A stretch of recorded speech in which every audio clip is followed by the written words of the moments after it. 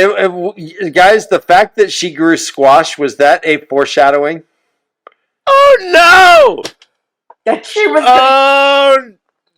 Oh. All right. Welcome to another episode of Non-Reader Reacts, brought to you by The Way of the Leaf. We are covering Season 3, Episode 6 of Amazon's adaptation of The Wheel of Time. Joining me as always is my brother Dan.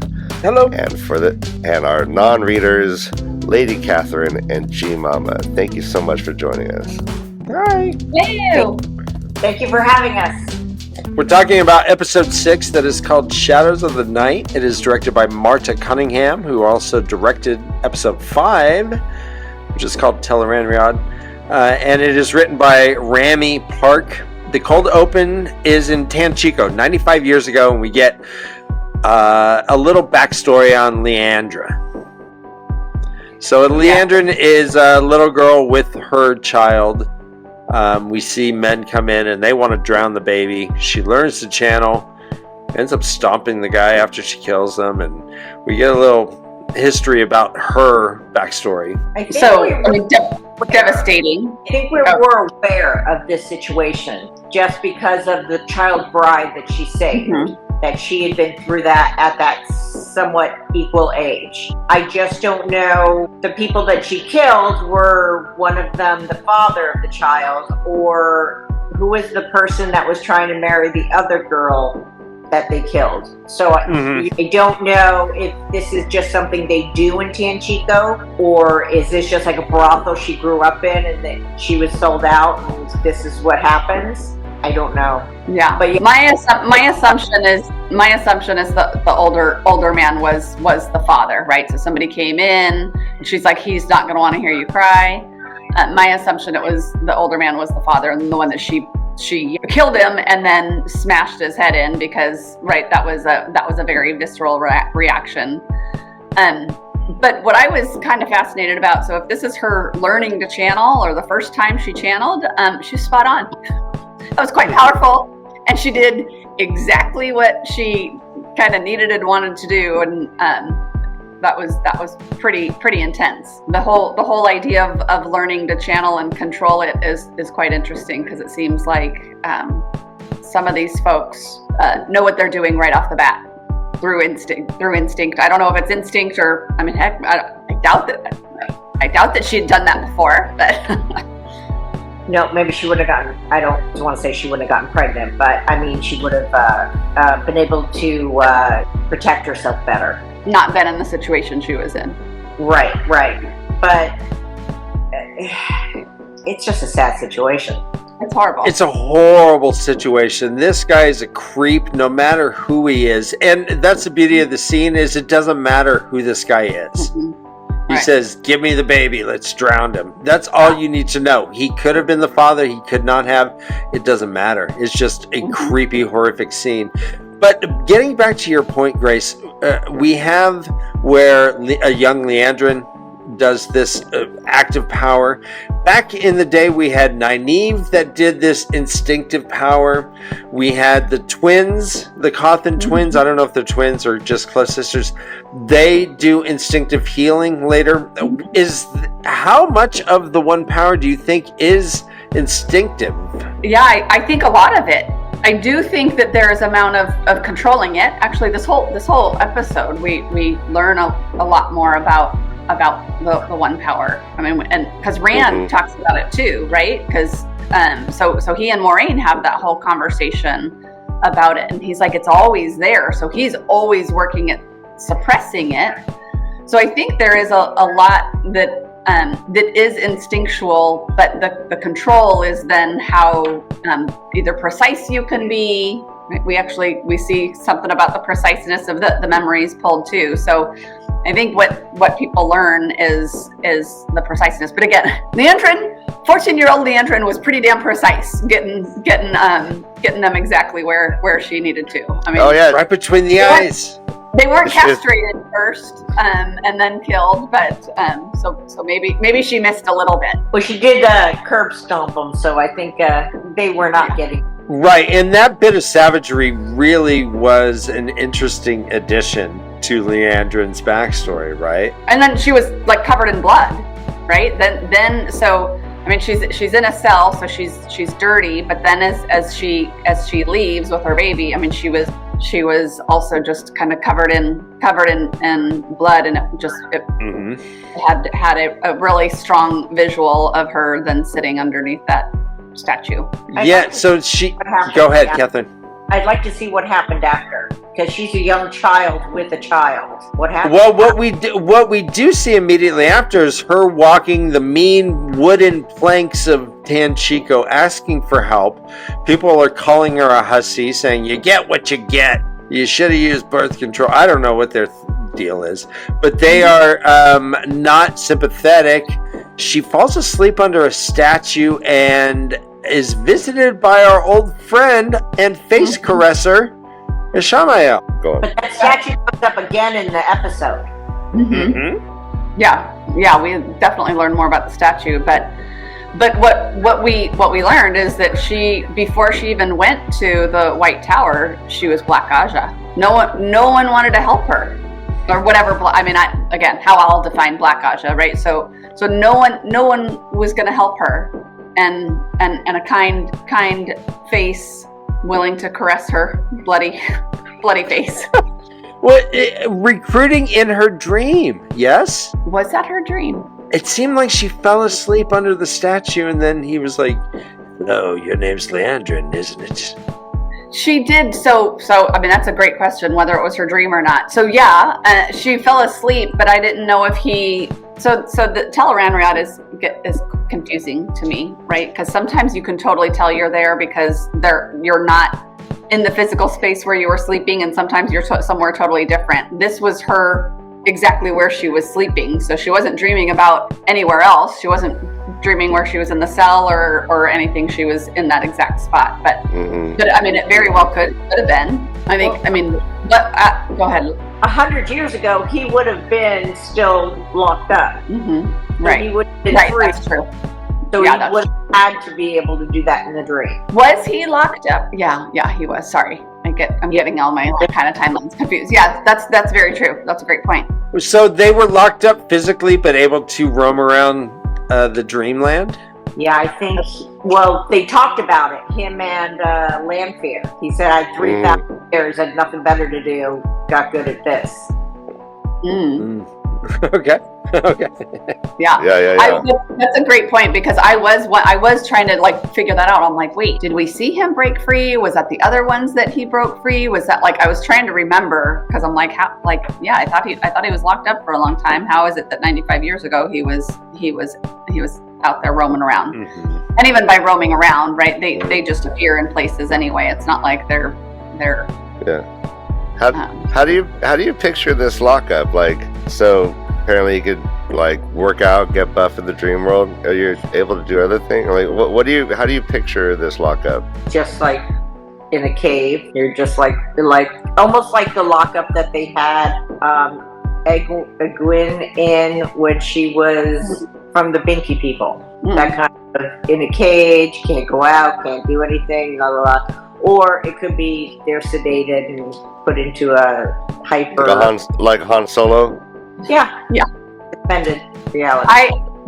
I was equating it more, not necessarily to Han Solo, but a little bit of the latter of not necessarily in a physical space, because they seem to just not necessarily live totally in the physical. I mean, they do, but it feels like they can move from dreams and move from place to place. So for me, it was always just either kind of like the blocked, where they can't use their power and they're just we saw the seals broken. So to me, it was just almost like this sleep, but where they're conscious and know that they can't do anything and can't explore. She falls asleep under what we find out is called the Shackled Man. And it was essentially a statue of a male channeler that was being shackled by two Aes Sedai. They each had a or a bracelet and a collar around. Yes? But when she sat under it, what if I remember correctly, it was just the man. Correct. That's all that remains now. Right. And then we learned later that, and that was 95 years ago. So I think now it's not even the statue. I don't think even was the full man. I think it's the statue has eroded. Eroded or dilapidated. So we didn't see the women. We just saw her going into this shadow of this shackled man, and then that's where he found her. She's been pled to the Dark One from before she became an Aes Sedai. So it's not like she went in and learned this power and then decided she was going to go one direction versus another. She went all in. So I assume, right, this was the plan of like, okay, here's what we're going to do. And then, because then we kind of heard about that later, that she was very comfortable in the White Tower. But it was always she was a spy or a ruse for her to be in there to maybe get to where we are today. Well, to your point, right after the title card, we have Leandrin dreaming that she is the Amyrlin Seat. She is sitting atop the highest part of the Aes Sedai structure, and Lanfear comes in and starts asking her, saying, "Hey, listen." And apparently, they were all recruits from Ishamael. They were all loyal to Ishamael. Now that he's gone, they're loyal to Lanfear, it seems. But one of them seems to be in with Ravine. And they're like, you got to find the mole. You got one day, lady. When you say they were all recruited by Ishamael, you're referring to the Black Ajah, right? I say yes, and I don't know if I'm really recruited. They were all loyal to Ishamael, is what she says. So, but yes, in reference to all the Black Ajah that are with Leandrin. But she's trying to find out who is working for Ravine. It says there's someone there. You have until tomorrow to find the mole. And in the meanwhile, Moghedien is there just being the worst food service representative ever. It is grossing her spit in food and eat up stuff and barf it back up. I hate that. I hate like her finger, like her finger. She's right, whatever. She's shadow. There's something going on. She's got these black fingers. Whether they turn black from the blood when she kills people, I don't know. But her fingers always look so gross. And then she's like sticking her fingers in the food and spitting her it's so gross. When they first showed her and she had the guy up in the webs, I just consider her like a Spider Woman. Yeah. And the way she skitters around, get the information, everything, she's just like a Spider Woman. I don't know how many are loose right now, how many we've seen, and like I think there was another one on this episode that we saw, but I wasn't sure. And the powers. Have we seen or will we see the main guy in charge? The Dark One, the one that they all like. That's a great question. It makes it seem like we haven't, because they talk about him, and as kind of we're learning that a lot of people are not who they say they are. Such as? Okay. Well, Gabriel, right? The Queen's bow. Selena, and was Selena for a long time before we learned she was Lanfear. I'm never quite sure now. And I generally take things more at face value of like kind of show me and tell me, as opposed to like questioning every single person and be like, who are you really? But now I'm starting to like wonder, like, all right, I don't know who really you are. The fact that she's spying on the Black Ajah, is that significant? Is that because they're not trusted, or because they know more and they're not giving the information to the right people? I don't know. Well, I feel like there's this rift among the Forsaken. You assume that they all are kind of loyal to the Dark One, but how they want to show that loyalty and approach whatever they need to do is different, right? We saw that with Lanfear and Gabriel and Samuel says something. Some guy. Cecilia? So some guys. Samuel? So there's, and we even saw that with Leandrin and Ishamael too, right? So there's kind of this riff, and she, the spider woman, seems to has her own agenda. I don't know what it is yet.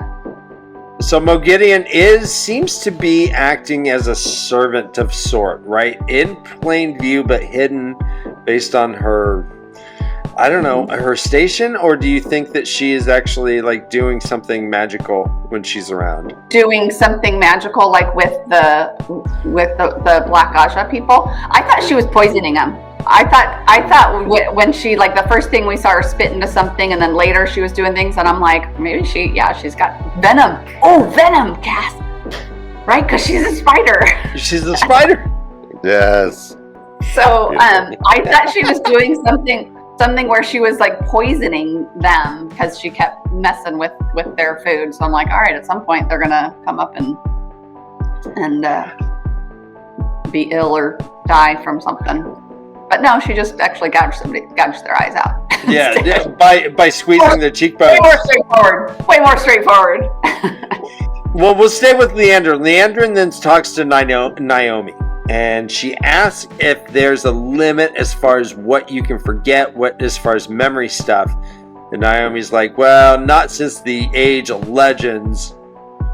Later, we see that she kind of starts experimenting on Naomi about this memory stuff. She blasts her and says, and Naomi says that they found a collar in what's called the Panarch's palace. Panarch's palace. And Leandrin's like, okay, I don't need you, Naomi. And she said, I'm gonna be a chosen, and kills her. No. So yeah, I mean, so kind of throughout I was trying to figure out, okay, is Leandrin looking for whichever one is royal to Ravine? Is she?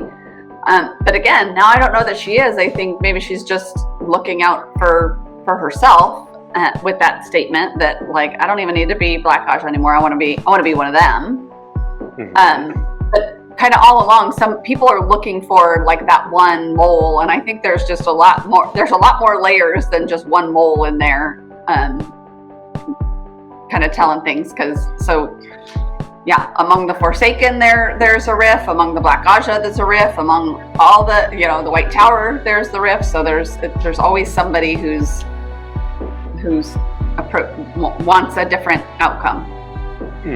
Untrustworthy. Leandrin's also a pretty known person here. Every time you mention her name, they're like, you mean Leandrin? Oh, you don't want me talking about Leandrin. We hear that there was the Lynette clan was killed by Leandrin's ghost. And Nynaeve hears that, and she's like, wait a minute, I need to find out some more information about this. We also have where Elaine sees that there Min reads someone's aura and says, hey, that pretty girl that you're talking to, you're gonna marry her. He's like, oh shucks, I barely even talked. Oh, that's great. And it turns out that no, that woman was not going to marry him. That woman was going to kill him, and that was Jeannie, the really cute Black Ajah. So we're focusing a little bit on this manor, it seems. This Lornette manor. Well, that was where the wedding. They went to the wedding of that young girl and killed everyone, and right. So, and that's where and that I thought that's where the crown was as well, or not the crown, the collar was as well. But I can't. But yeah, maybe.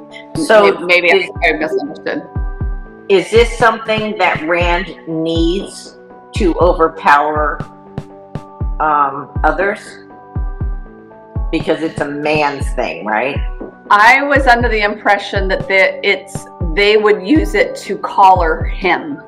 So the bad guys that, so that don't want the dragon reborn, they'll use it to collar him, and maybe, the two women controlling one is what's needed for a man with such power. So that was my take, is that and that's why Leandrin wants it, so that she can kind of eventually get it, so that she can control Rand, and now also maybe to win favor with the Dark One, so that she can become a Forsaken. And the others want it so that Leandrin doesn't get it, so that they don't use it to collar Rand. Right. I mean, imagine the power enabling to control the Dragon Reborn, right?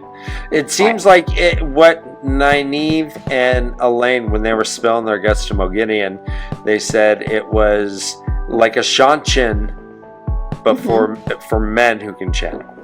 Right. And we saw what Egwene went through with the collar there. She wrote on the ground where he died, and she wrote on the ground where her son was born. Is she expecting him to show up?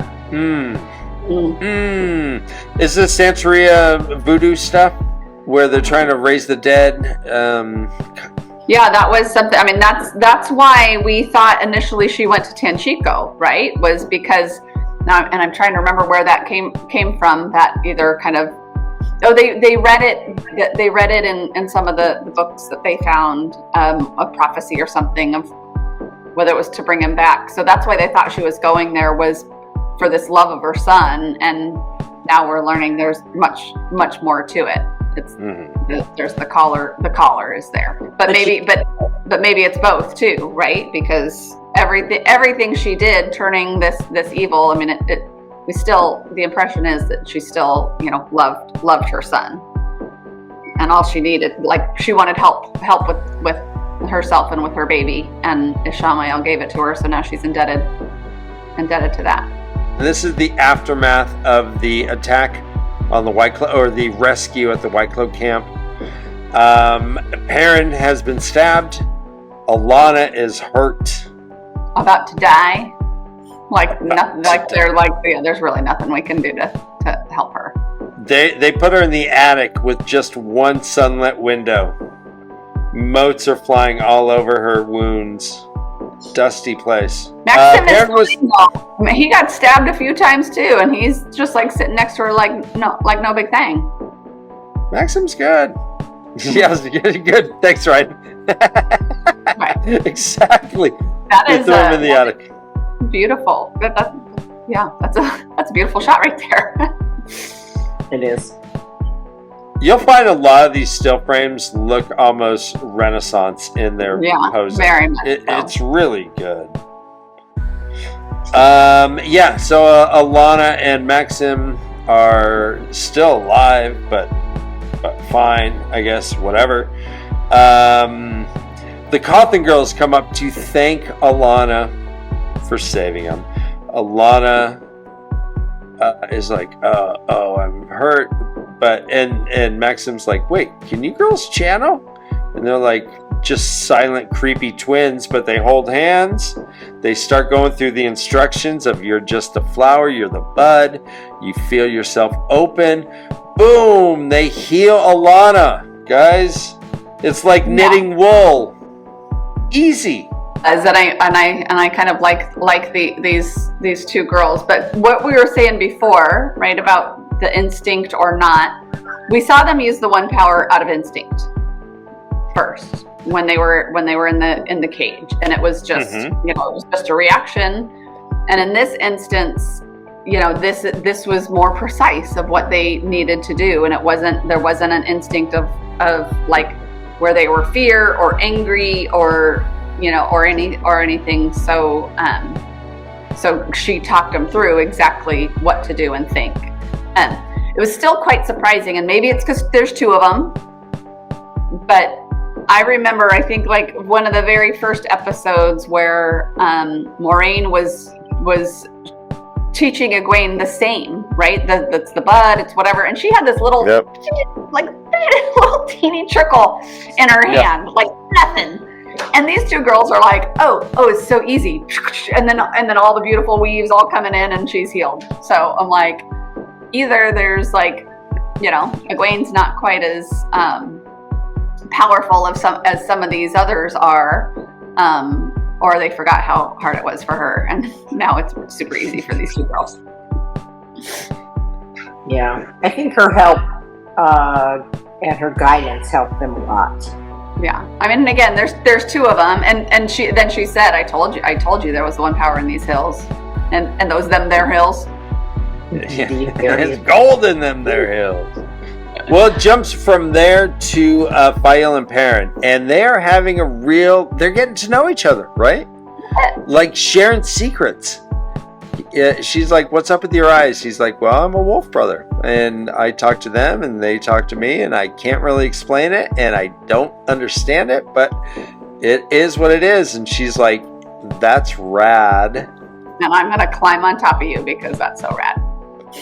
Well, first they ask about, she says, well, I'm a hunter of the horn. He's like, all right, let me show you something. He pulls out the drawing that Matt had of him posing with the horn like to his lips. He's all and she's all, that's the horn blower, why didn't you tell me? He's like, I don't know, you seemed so excited earlier, I didn't want to burst your bubble. But then while she's yelling at him, he kisses her. She says that's not fair. She straddles him, and Alana comes in and says, oops, looks like someone needs healing. Yeah. But so Faile and Perrin, guys, he dreamed about her. Yeah, right. She was in his dream, just living kind of a normal daily life, and yeah. And he told her everything. Go ahead, Cassie. Have we decided if she's good? She gives her backstory. She explains that her mother and father were both generals in Saldea. Her mother was a dark friend. Spilled the beans to Faile, saying, hey, listen, I'm a dark friend. Take these oats with me. It's awesome. She says, no thanks. She leaves, and apparently the mother killed the brother. Mm-hmm. And she's like, why? What do you guys think? Is this a genuine story? This is where, so it seemed legit to me, where I feel like it was, but earlier I'm like, man, you always have just a little bit of a question, but I feel like the story seems legit of why she's kind of just out on her own now. Okay. Have we been to Saldea or her? I feel like it sounded familiar to me, but I couldn't remember if there's been anything there that we've seen there. And we have actually in Faldara, in the beginning, the end of the first episode was in Faldara. I believe that's in Saldea. So that's where the Horn of Valyr was buried under the throne. All right, so Nynaeve, Elaine, Min, and Matt are in Tanchico. They're all dressing up to go out on the town, trying to dress as locals, trying to dress all slutty. It's like they didn't know they were being slutty. There we go. How many beads do you got? Because the more beads, the more expensive you are, the more experienced or expensive, yeah. Not a single bead. I don't see a single bead. Lady Those are called Benoits. Yes. There we go. Like I just was. They're like, oh, you're going to go out there like a hussy. They end up at a tavern. They're like, all right, Matt, you go gamble with people and try to find out information. They're trying to find Leandrin. And Elaine is hanging with some creepy dudes. They're trying to find Leandrin, but they're also trying to find the collar. So they knew that they knew they were there to also find the collar. I can't remember how they learned that, but so Matt was asking people questions about that, and then they're also trying to find the black Leandrin and the other black Ajah. And Matt hears some singing. He's all, I know those dulcet tones, those sour minor notes. That's my friend Tom, my best friend Tom, who I'm going to tell all my secrets to in just a few minutes. Who I left to die. I left to die. And Did Matt pick Tom's pocket there? That was the impression I got, that he was like, that he had picked his pocket, so he came back to him. He's like, hey, buddy, you remember me? Tom's like, you're damn right I do. Please don't talk to me anymore. Matt's like, but no, don't leave. He's like, I don't want any part of what you and your friend have gotten into. He's like, but wait, what if I tell you who blew the horn of Valir? He's like, I'll buy you a drink. He's like, you're damn right you will. And apparently he spills the beans. He tells him that, yes, he is the horn blower. Rand is the dragon. Tom still wants no part of it. Matt mentions Leandrin, and Tom's like, you know, Leandrin, stay away from her. Everything you're saying is just bad, Matt.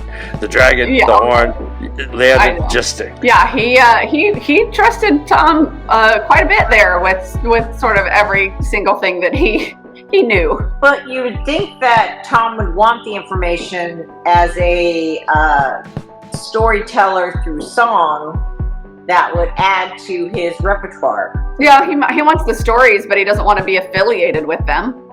Yeah, it's like, yeah, tell me the stories, but I want nothing. I don't want anything to do with you, because that's all bad news. Right. Last time he saw him, there was a fade trying to kill him. Yeah. No more capers. No more capers. He looks around. Tom looks around and says, "Wait a minute. Why is the daughter heir of Andor here?" He's like, oh, I know her too. I'm with her.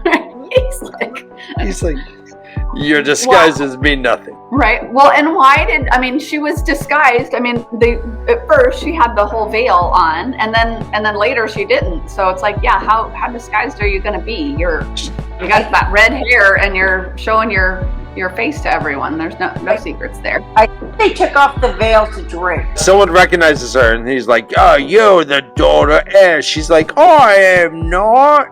What? Would the daughter heir know such a sexy song as this? Come on, Tom, play with me. And they play a song called The Hills of Tanchico. It's about a young man. Do it, Grace. A young man who... No. I need music with me. But yeah, it's a song. It's about a body song about boobs, and about a man who lost all his drive in life because he chased the hills of Tanchico. They made a man out of him and ruined him at the same time. And so, yeah, of course, the daughter heir wouldn't sing such boob songs like this. That clearly was like a crowd favorite, because as soon as it started coming, then everyone knew it and was singing along, and everyone was doing the dance. So it was, yeah, it's kind of funny that was like, they're like, oh, okay, clearly it's not her. That was the giveaway. Right.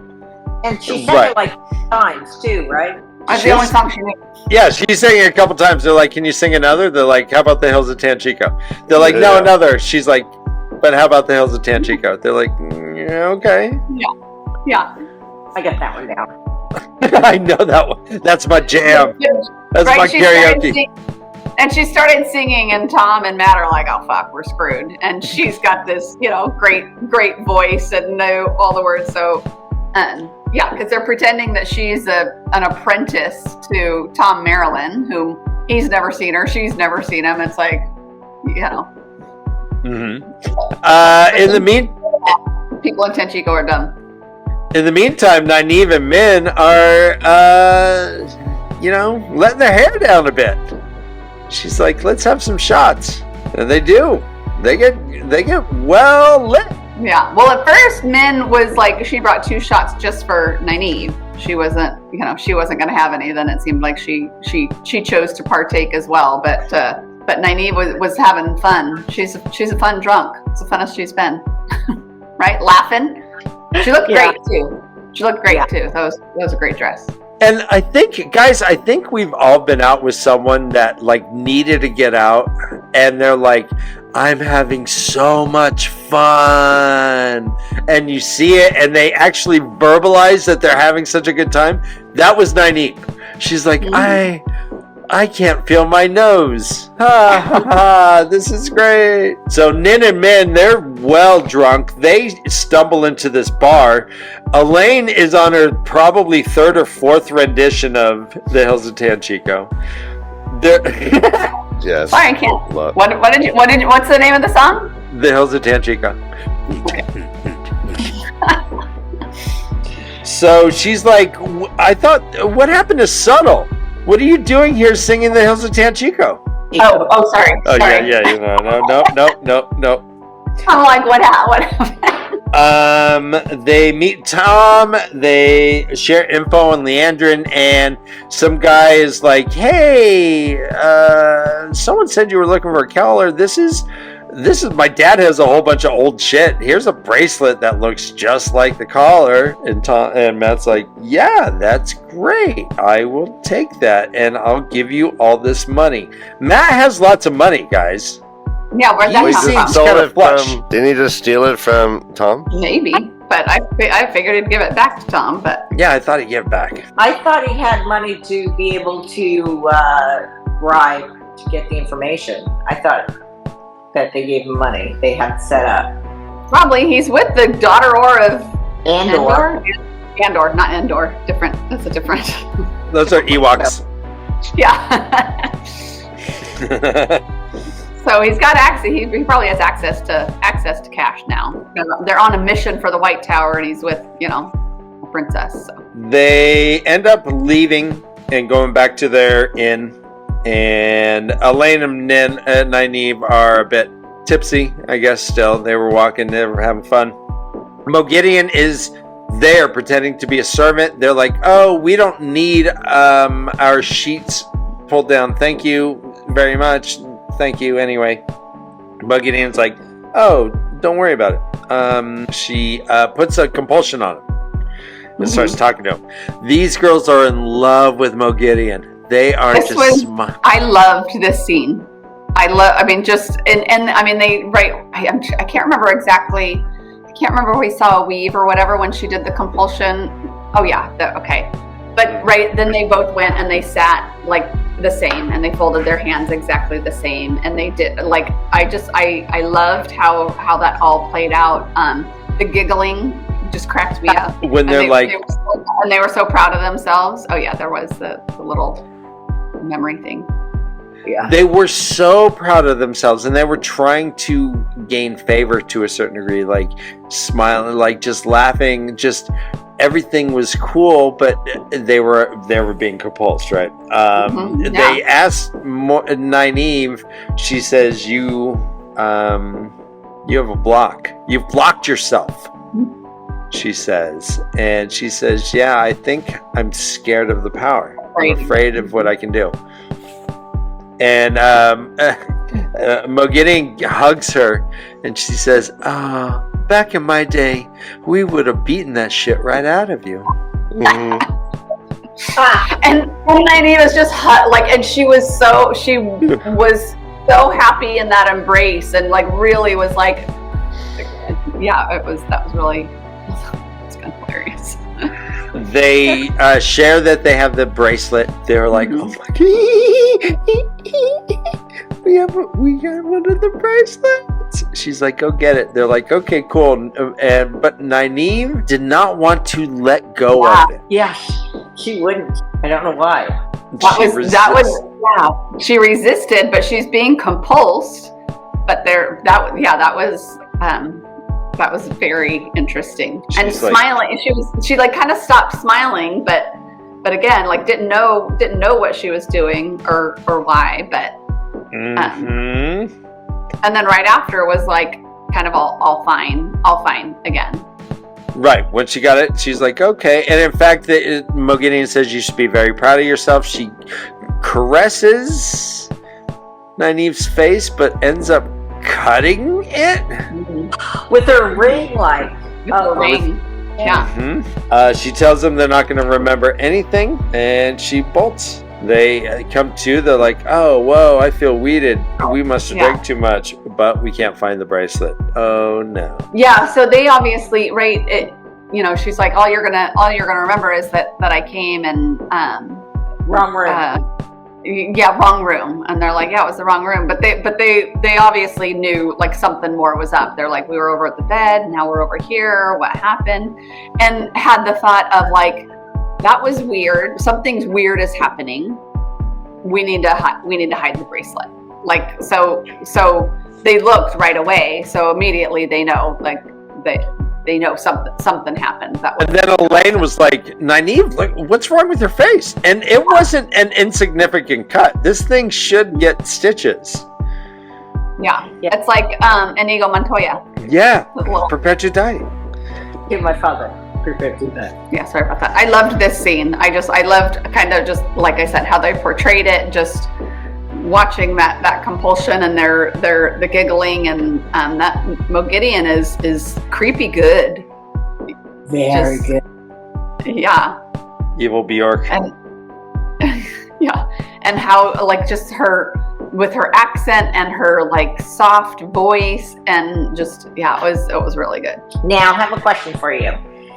The next thing we go to is Rand, correct? Now, so Rand, yeah, go ahead. Well, before Rand, I can't remember, because still in Tanchico was the black Ajah. That might have been towards the end, but the black Ajah that Mogideon saw in her dream, right? Right, Ipsan, her name is. Yeah. So yeah, I didn't totally. I mean, we haven't seen her a whole lot, but we've seen her. She was watching Leandrin, so she knew Leandrin killed Naomi, and that Leandrin said that she wanted to become a Forsaken. So she's this mysterious one, kind of looking at. Oh, she also saw everyone in the town as well. She saw Matt and Elaine. She saw everyone there, so she knows they're all there. And then Mogideon found her in her dream, and this is where this was the one part I had to rewind to try and like figure out what she was saying, and now I don't totally remember of like what information she shared. She shared information, and then Mogideon's like, cool, awesome, thanks. What do you think the relationship between the Black Ajah and the Forsaken actually is? Is it contentious? Is it cooperative? Do they all go from the same orders? Is it like, how would you categorize what's going on between the Black Ajah and the Forsaken, Cassie? I think the Forsaken think the Black Ajah are like apprentices. They've been Forsaken this whole time. You're coming in, you're doing some stuff. Okay, we'll keep an eye on you because we don't trust you. And when we need you, then we'll throw you to the wolves. But I don't think that they're respected with the Forsaken. Yeah, I view them like soldiers, right? You're the cut of the ground soldiers. We're all working for the same, the same ultimate goal or leader, following the same. But you guys are the soldiers, and we're more the generals. Yeah. Rand, first time we see Rand and Aviendha are going through an Aiel garden. He's like, oh, that's how you grow food. She's like, yeah, we're not savages. Oh, we're talking about Alcera. Alcera, she's the best squash grower in all the ways. She grows the best squash. She's like, hey, Rand al'Thor, these are my squash. He touches her spear. She's like, don't you fucking dare. I will kill you. He's like, I have toe. Sorry. And she's like, all right. I'll harvest all your squash. You're gonna pick all my squash next year. Yeah. He's had this relationship with her now. We've seen over a couple episodes where he's, playful with her. They have this really, really cute relationship. And yeah, him kneeling and giving her the sword when they all know he's the Dragon Reborn. Right? They've seen both, so it's a cute relationship. So clearly it was gonna end the way it did. But yeah, I said that to him. Damn it! I think you called that. Yeah, so mad. But the guy who goes in and attacks Rand, he's a Forsaken. Is he another Forsaken? Because that's what I was thinking. I wasn't sure. We saw him when Lanfear was talking to Gabriel, and he was kind of the one that came in, and then he left, and then she finished the conversation with Gabriel. So it was another where it's like, okay, like you're not trusting everyone, but he was. So we don't know much about him. I couldn't remember his name, but I knew he was that guy. Yeah, well, he didn't last long. So he didn't need any of the things that we're talking about. The bracelet, the harness, the sword from Columbo. And yeah, he doesn't need all that stuff if he can do what he can do, like to this gentleman right there. So before the attack happens, he's talking with Egwene. Egwene walks into his little hut and is like, she's a Forsaken, Rand. He's like, yeah, I meant to tell you about her. Yeah. Egg's pissed. She's like, you've been cheating on me in your dreams with this person. He's like, well, I don't know what to tell you. We've kind of grown as individuals, I'm sure. I respect you, and I've always cherished the time we've had. But he was right. He was kind of spot on. He was spot on too. Where like she's pissed because it's like clearly you have a relationship with this woman that I've never known about, and and he's like not just in my dreams, by the way. It was just we spent a long time apart. So it wasn't that she like I don't know. He didn't necessarily cheat, but he never mentioned Celine to her, or never mentioned Lanfear. So this whole thing he never mentioned. So but he totally called her out too of like it's never been me, and I'm the fucking dragon reborn. And I'm not good enough because she dumped him to be a wisdom. She dumped him to go to the White Tower. She dumped him to go hang out with the wise ones. So I like. He said, "I'm the dragon reborn. You don't want me even now. I'll never be enough for you." Right. Yeah. Right. Which, I mean, but then he said, and he follows it up with what I loved, which he says, and I will always respect you for that. Yeah. I was gonna say that, and kind of good on you both. You know what you want. Okay, it's time to part ways. It's like it always feels weird with a little like lovers quarrel in the middle of so much shit going on. But she does have a point.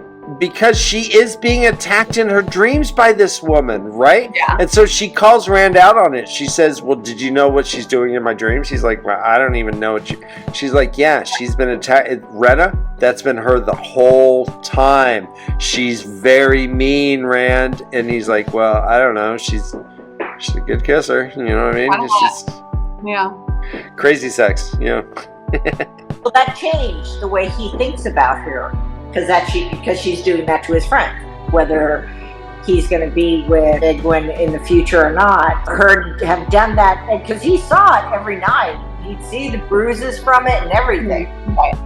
He didn't know it was Lanfear, and now that he does, that's a good question. Does that now, like next time he sees Lanfear, is he like, what the fuck? Holding it against her, yeah. Mm-hmm. Good point. All of a sudden, he gets attacked. So this is when the attack happens. Sorry,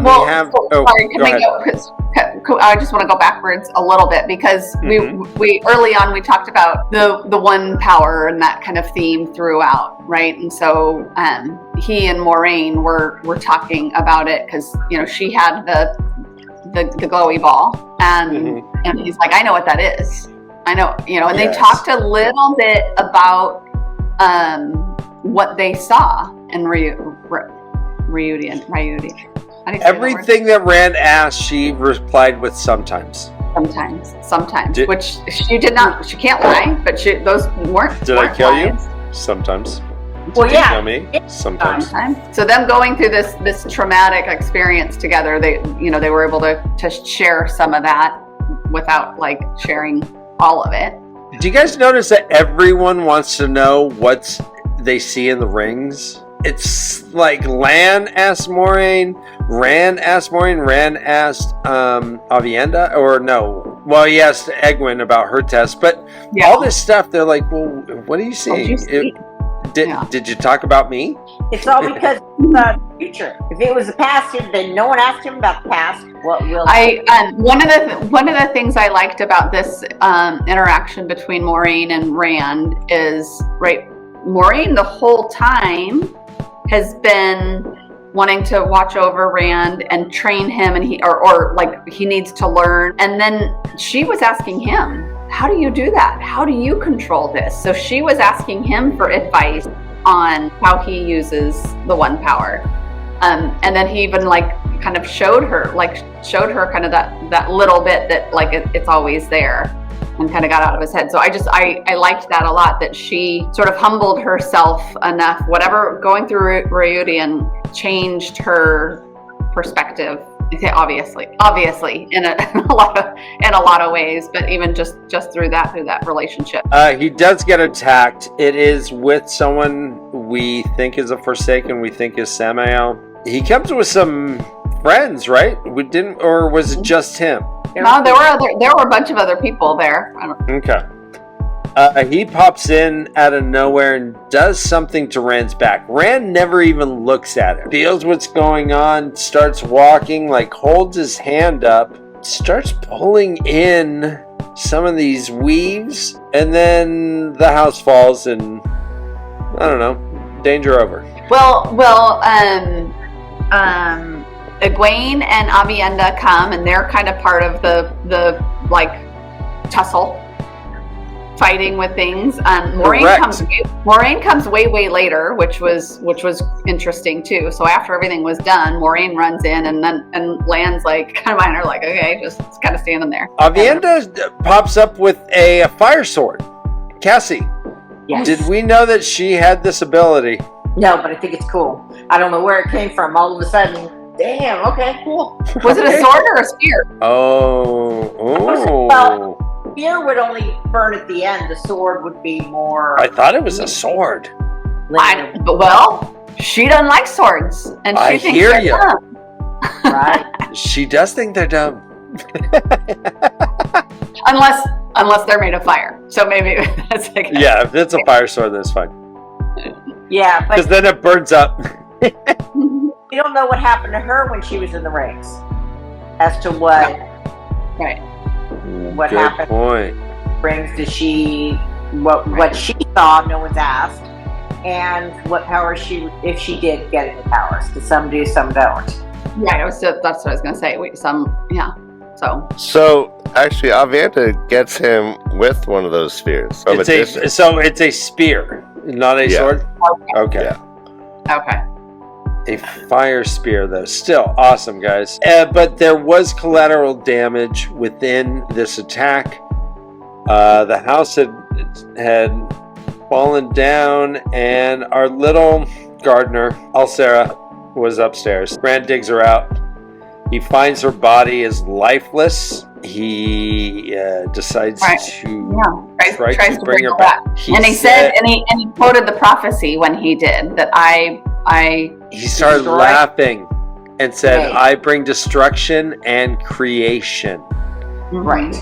He was throwing everything he can into this body. Egwene was like, "Please don't, please don't." Moiraine stops him, and then he just cries. But a laughing, crazy kind of cry. Very. Yes. This was kind of the first time. Yeah. A manic sort of a thought process was going on. Laughing, crying at the same time while he's manic. The madness. Yes. Right. The madness that we keep hearing about, and we saw it. I saw it. Brief. So another one of those just kind of well done in how he portrayed that. I thought is that as soon as it done, it was madness. It was the description of how he was acting through it. Really powerful scene. I like this scene a lot. I think it was well done. Mm-hmm. Now, Cass, did you think he was going to bring her back? Yeah. I kind of did too. I did. I did. I think that's the hope of, right? But I'm like, no, but I'm like, maybe, especially when he quoted that prophecy of this is what it says. I bring destruction and creation. So maybe that's what it means is with one person I can, totally thought he was. I totally did. Yeah. He can take life. He can give it. Is that Forsaken dead? Yeah. I was wondering that at first. It's when there's so much going on. At first, I thought he was burnt up, and then they showed him later, and it was clear. So I think he just had the layer of dust on him. Did one of them just vanish, explode, or implode, or? I think actually I think that's what I thought I was seeing too. So again, it's in these like battle scenes, it's quite confusing, right? So I'm like, oh, that's what I thought, right? So when I say burnt up, I'm like, oh, yeah. And then they showed him, so he wasn't. But I was wondering that too, right? I'm trying to. So far, the only Forsaken we have seen die is Ishamael. Is he? Yeah. But That's how we know. If he's got the power to kill this one, does he really need these other trinkets to kill? Because if he could do it on this one, I don't know. Maybe he didn't kill.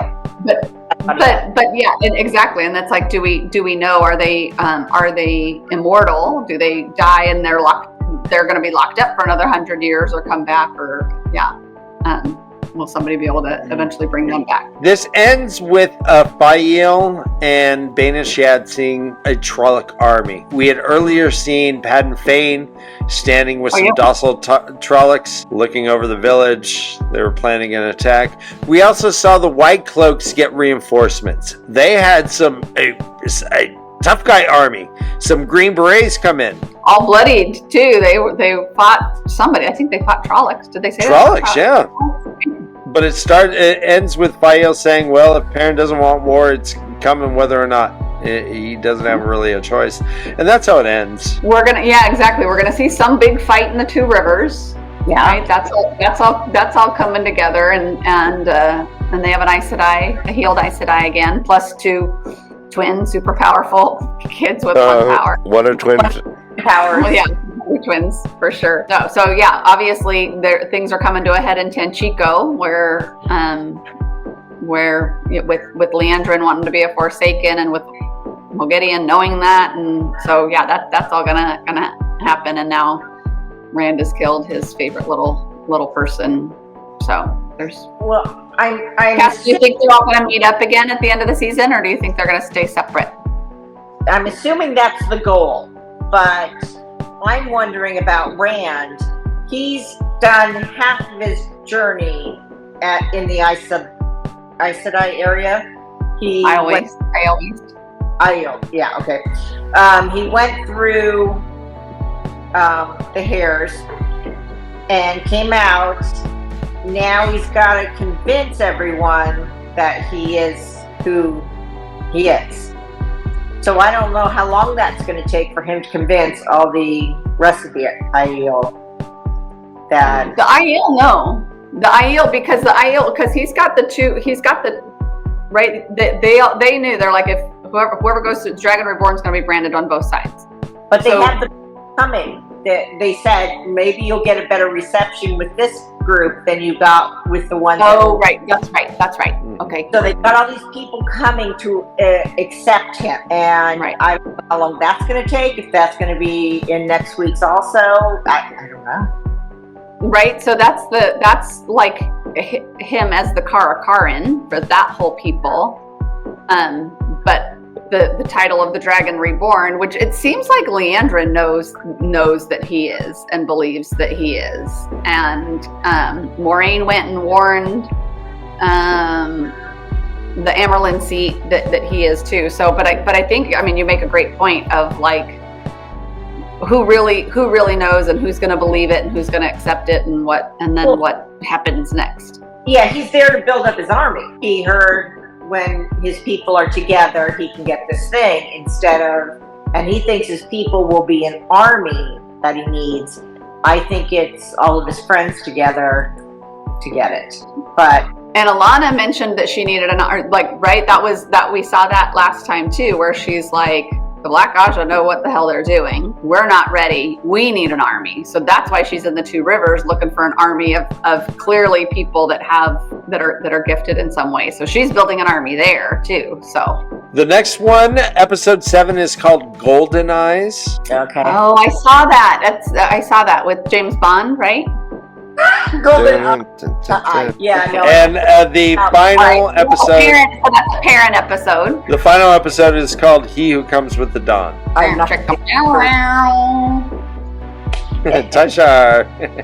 Yes. Morning wood. You see where I get it from, guys? It's not me. It's her. Clearly. He Who Comes with the Dawn. Alrighty. All right. Giggity. Go to bed early tonight, Dan. You gotta come with the dawn. but tonight, we're running with the shadows on the night. Okay. Who was your favorite character in this episode? My very first thought is Mogideon. Mm-hmm. There's a lot going on there, and just so like a lot that I'm trying to figure out. And she's got a lot of power. The actress is acting well, but that's my. Mine is the heir to Andor. Mm-hmm. She sang awesome. The Hills of Tanchico. That song was kind of banging. Yeah, I like this song. Hills of Tanchico. Chico. Well, and I just loved it. So I was wondering, was that a song in the book, The Hills of Tanchico? I don't think so. No, so I've read books before where they have like lyrics to a song that are in the book, and I like you guys are musicians. I never know what to do with that in my head. I just So I love seeing, and I've seen some of that depicted in shows. I'm like, oh, I don't know if that's how I would have. I will say that there was the first song that we see Tom Maryland sing when Matt hears him walking in the street. Yeah. He's singing a song called "The Grave Is No Bar to My Call," which is mentioned in the books. I think it may be a song, but it is definitely something that's mentioned in the books. And him singing that, to me, that was a very traditional bard song. Singing, yes. Right? Yes. Like that's how I would have read it. Is in that like cadence. Cadence, exactly. The Hills of Tanchico, it wasn't. It doesn't go to Three Blind Mice. Yeah. It's time for the scores. Let's get your scores for this episode. I would say 7.5. Better, but it was good.